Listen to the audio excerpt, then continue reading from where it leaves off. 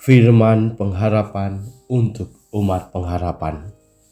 Keluaran 2. Seorang laki-laki dari keluarga Lewi kawin dengan seorang perempuan Lewi. Lalu mengandunglah ia dan melahirkan seorang anak laki-laki.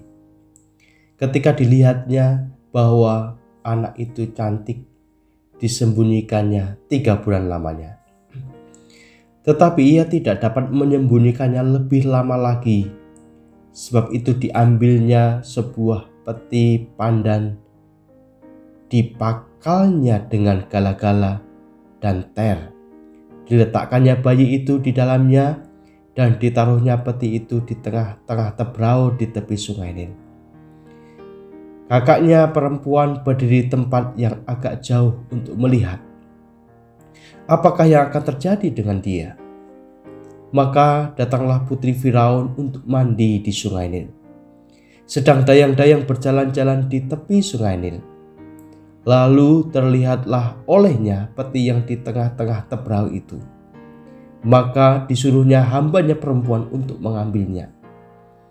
Ketika dibukanya, dilihatnya bayi itu, dan tampaklah anak itu menangis, sehingga belas kasihanlah ia kepadanya dan berkata, "Tentulah ini bayi orang Ibrani."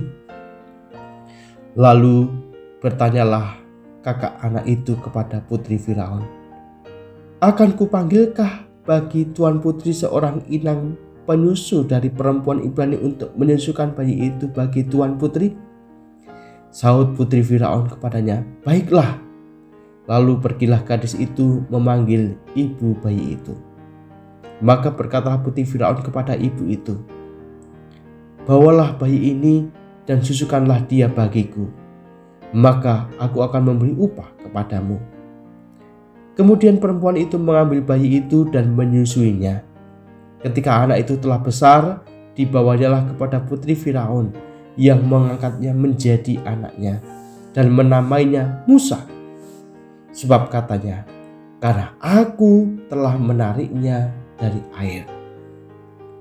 Pada waktu itu ketika Musa telah dewasa, ia keluar mendapatkan saudara-saudaranya untuk melihat kerja paksa mereka. Lalu dilihatnyalah seorang Mesir memukul seorang Ibrani, seorang dari saudara-saudaranya itu. Ia menoleh ke sana sini, dan ketika dilihatnya tidak ada orang, dibunuhnya orang Mesir itu dan disembunyikannya mayatnya dalam pasir. Ketika keesokan harinya ia keluar lagi, didapatinya 2 orang Ibrani tengah berkelahi. Ia bertanya kepada yang bersalah itu, "Mengapa engkau pukul temanmu?" Tetapi jawabnya, "Siapakah yang mengangkat engkau menjadi pemimpin dan hakim atas kami? Apakah engkau bermaksud membunuh aku, sama seperti engkau telah membunuh orang Mesir itu?" Musa menjadi takut, sebab pikirnya, tentulah perkara itu telah ketahuan. Ketika Firaun mendengar tentang perkara itu, dicarinya ikhtiar untuk membunuh Musa.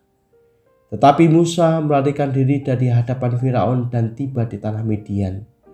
Lalu ia duduk-duduk di tepi sebuah sumur. Adapun imam di Midian itu mempunyai 7 anak perempuan. Mereka datang menimba air dan mengisi palungan-palungan untuk memberi minum kambing domba ayahnya. Maka datanglah gembala-gembala yang mengusir mereka. Lalu Musa bangkit menolong mereka dan memberi minum kambing domba mereka. Ketika mereka sampai kepada Reuel, ayah mereka, berkatalah ia, "Mengapa selekas itu kamu pulang hari ini?"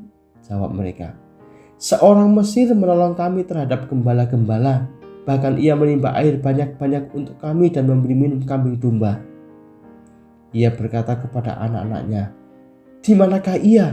Mengapakah kamu tinggalkan orang itu? Panggillah dia makan." Musa bersedia tinggal di rumah itu. Lalu diberikan Reuel lah Sipora anaknya kepada Musa.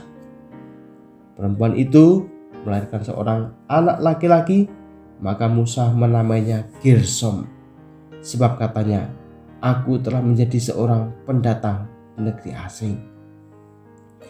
Lama sesudah itu matilah Raja Mesir, tetapi orang Israel masih mengeluh karena perbudakan dan mereka berseru-seru sehingga teriak mereka minta tolong karena perbudakan itu sampai kepada Allah.